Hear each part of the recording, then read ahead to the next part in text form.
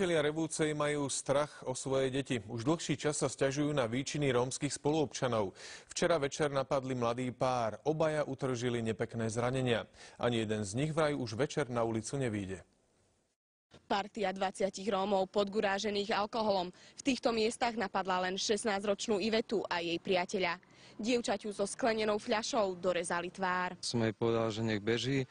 A nestihla ani ujsť a jeden z tých, čo ma tam bili, no tak pribehol k nej a dvakrát jej asi pesťou jej dal do oka a tam ju ešte kopal, mala krv na tvári. Michal išiel so svojou priateľkou do obchodu, keď na nich mala zaútočiť partia opitých mladíkov. Hneď sprvá som dostal ranu fľašou do tváre a potom pribiehali ďalší, ktorí ma kopali do hrudníka, do rebier, do chrbta. Takmer 20 útočníci mali bezhlavo kopať a byť oboch mladých ľudí. Má zlomené 2 rebra a zlomený nos. 16-ročné dievča je dorezané a na tvári má niekoľko stehov. Zašívané okona.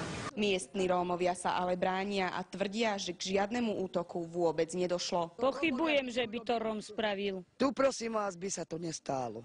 Tu nie sú takí Rómovia, že by to urobili. Nakoniec však sami Rómovia priznali, že v meste predsa len k niečomu dôjsť mohlo. Takí mladí sú, tak pijú a toto, no a môže stať, že za čo urobili. No. Oddelenie policajného zboru v Revúcej včera prijalo v tejto veci trestné oznámenie pre podozrenie z trestných činov výtržníctva a ublíženia na zdraví. Michal je aj so svojou priateľkou v domácej liečbe.